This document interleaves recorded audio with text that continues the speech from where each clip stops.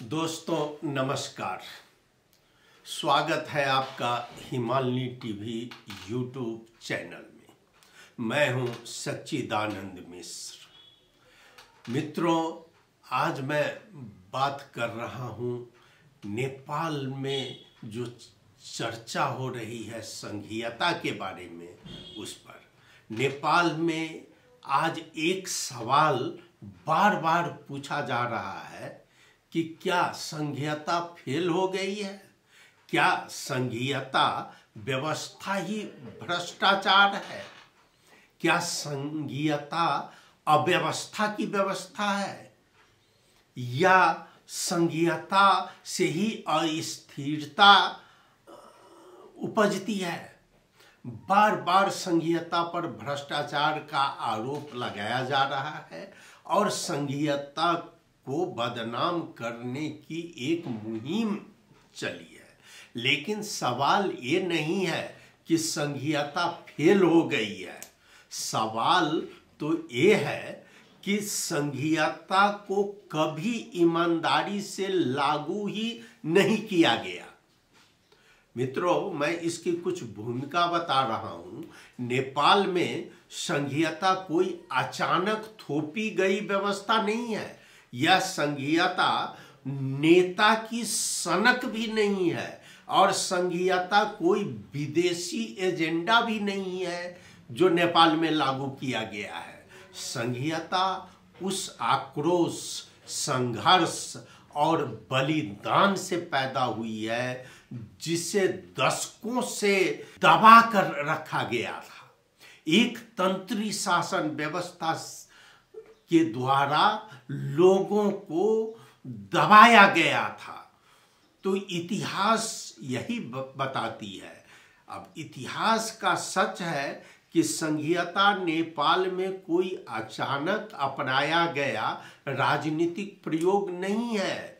यह दशकों से चले आ रहे असंतोष, बहिष्करण और संघर्षों का परिणाम है। आप राणा शासन के बाद सत्ता के केंद्रीकरण के खिलाफ आवाजें जो उठ रही थी, उसी में 2008 में नेपाली तराई कांग्रेस द्वारा पहली बार उठाया गया था। फिर तराई कांग्रेस किसी तरह इसको सत्ता में विलीन करवा दिया गया। वह भी एक तंत्री शासन की एक चाल थी। उसके बाद में जब सद्भावना पार्टी आई तो सद्भावना पार्टी ने बहुत ही जोरदार तरीकों से संघीयता को ऊपर उठाया। इसका श्रेय अगर कहा जाए तो कुछ नेता को जरूर जाता है। गजेंद्र बाबू ने बहुत ही मेहनत किया था और गजेंद्र बाबू का योगदान इसमें भूला नहीं जा सकता था। ऐसे ही पत्रकार, समाज सेवी राजेश्वर नेपाली, उनका जो मानना था और उन्होंने जो काम किया है संघीयता पर, वो बहुत ही ज्यादा था। पिछले दिनों मैं आपको बता दूं कि राष्ट्रपति रामचंद्र पौडेल जी से जब एक भेंट हुई, उनकी एक पुस्तक की विमोचन में स्वयं राष्ट्रपति ने स्वीकार किया कि अरे, संघीयता को सबसे ज्यादा हाईलाइट करने वाले तो और कोई नहीं, राजेश्वर नेपाली ही थे, जो राष्ट्रपति कह रहे थे। और उस संघीयता के पीछे आज एक खुलकर एक मुहिम चल रही है। महोदय, 200 साल तक नेपाल ने एकात्मक केंद्रीकृत राज्य व्यवस्था झेली है। परिणाम क्या हुआ? न समान विकास, न सामाजिक न्याय, न सबको समान अधिकार। सत्ता कुछ इने गिने और भूगोल में सिमटी रही। केवल केंद्र में सत्ता सिमटी रही। मधेश, पहाड़, जनजाति, दलित, दूर दराज के इलाके हमेशा हाशिए पर रहे। मैं इस पर कुछ खोजी मोनोलॉग आपको दे रहा हूं कि संघीयता को बाहर से नहीं, अंदर से मारा जा रहा है। ये नेपाल में एक साजिश चल रही है। नेपाल में आज संघीयता खतरे में है। लेकिन खतरा न तो जनता से है, न आंदोलन से है, न संविधान से है और न किसी विदेशी एजेंटों से है। खतरा उसी नेतृत्व से है जो कभी संघीयता का वकालत कर रहे थे और संघीयता की मांग कर रहे थे, और आज वही यहाँ संघीयता को बाहर से नहीं अंदर से कैसे खोखला किया जा रहा है उसमें संलग्न है। संघीयता को बदनाम करने का खेल चल रहा है। पहले काम किया गया, संघीयता लागू की गई, लेकिन अधिकार नहीं दिए गए। फिर कहा गया देखो संघीयता काम नहीं कर रहा। ये वही लोग हैं जो कानून बनाते हैं, अधिकार सौंपते हैं, संसाधन रोकते हैं, और फिर कैमरे के सामने आकर कहते हैं कि संघीयता बोझ बन गई है देश के लिए। सवाल ये है, जब हाथ बांध दिए जाए तो दौड़ कैसे लगेगी? महोदय, ये बहुत बड़ा सोचने की बात है। प्रदेशों को जानबूझकर पंगु बना दिया गया। रिपोर्ट हमारा यह कहता है कि प्रदेश सरकारों के पास वन उपयोग का अधिकार नहीं, राजस्व बढ़ाने का अधिकार नहीं, पुलिस पर पूरा नियंत्रण नहीं।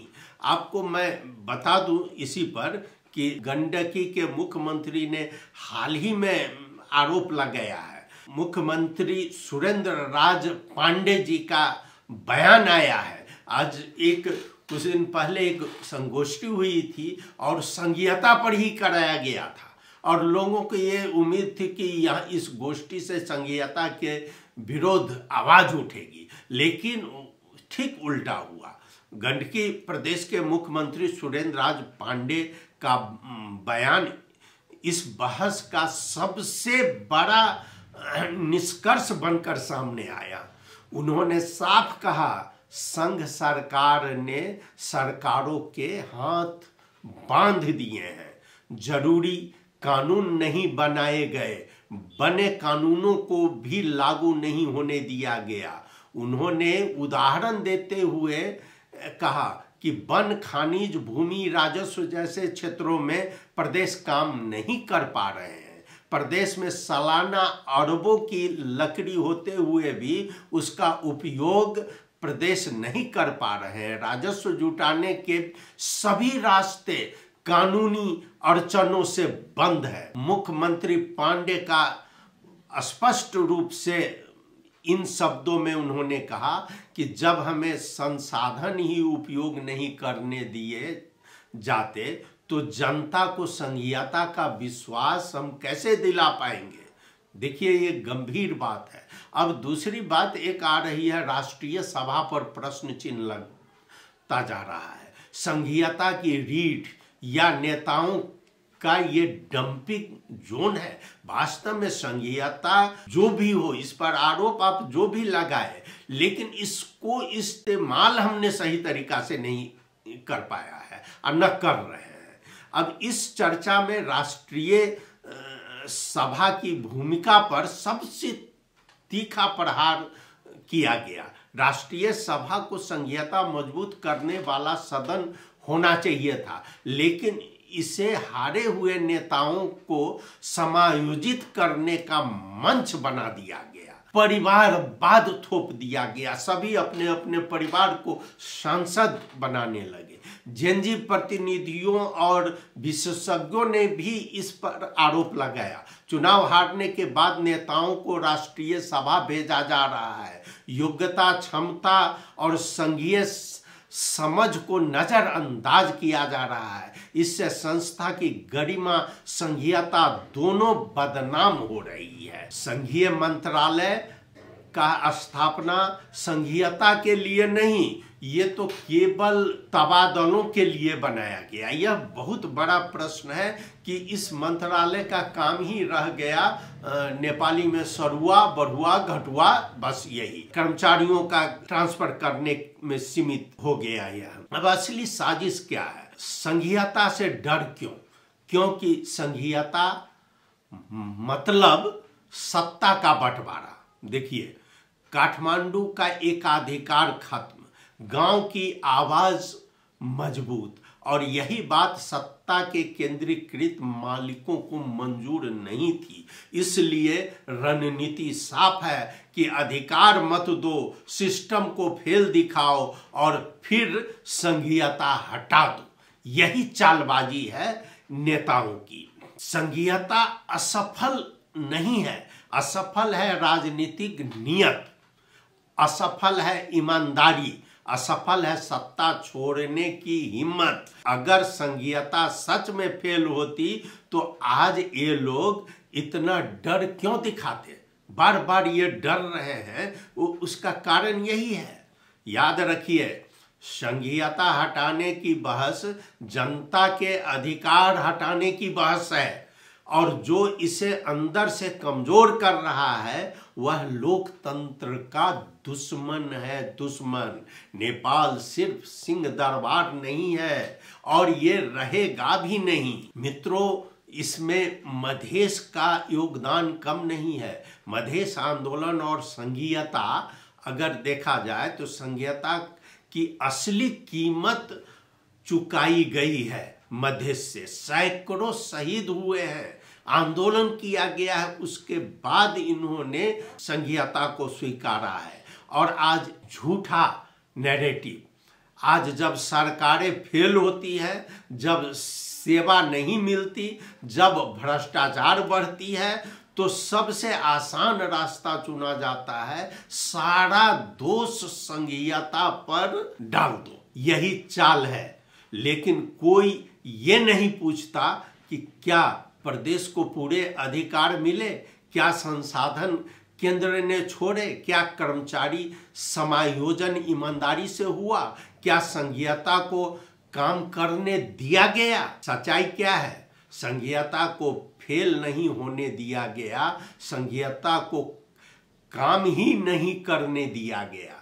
केंद्र ने अधिकार रोके रखे, फंड रोके रखे और फिर कहा देखो संघीयता काम नहीं कर रही। संघीयता लोकतंत्र को काठमांडू से गांव तक पहुंचाती है महोदय। अब राष्ट्रवाद का एक झूठा डर दिखाया जा रहा है, संघीयता के खिलाफ एक डर फैलाया जाता है, देश टूट जाएगा। लेकिन इतिहास गवाह है कि देश केंद्रीकरण से टूटते हैं, सम्मान और सहभागिता से नहीं। इसलिए संघीयता राष्ट्र के हित में है। संघीयता देश को तोड़ती नहीं है, देश को जोड़ती है। जी, संघीयता का विरोध आखिर किसे है? उन्हें जिनकी सत्ता कमजोर होती है, उन्हें जिनका वर्चस्व टूटता है, उन्हें जिन्हें जवाब देना पड़ता है। यही असली डर है, शक्ति का विकेंद्रीकरण। अब मैं बताता हूं आपको कि संघीयता कोई एक विकल्प नहीं है। हम भी ये चाहते हैं कि संघीयता अगर सही नहीं है तो इसका विकल्प क्या है, क्या है जो हम मधेश को केंद्र से जोड़े रखें, क्या है जो पहाड़ को केंद्र से जोड़े रखें। संघीयता नेपाल की ऐतिहासिक मजबूरी भी है। इसे कमजोर करना मतलब लोकतंत्र कमजोर होगा, असंतोष जिंदा होगा, भविष्य अस्थिर हो जाएगा। अगर नेपाल को मजबूत बनाना है तो संघीयता को पूरी ईमानदारी से लागू करना ही होगा। मित्रों, अगर आपको लगता है कि संघीयता की असली सच्चाई छुपाई जा रही है तो इस वीडियो को शेयर कीजिए, कमेंट में लिखिए संघीयता फेल है या राजनीति। मित्रों, आपने यह सुना, आपको कैसा लगा जरूर अपनी प्रतिक्रिया से हमें अवगत करावें। और हाँ, लाइक और सब्सक्राइब करना नहीं भूले हमारा YouTube चैनल हिमालिनी टीवी। आपने सुना, बहुत बहुत धन्यवाद।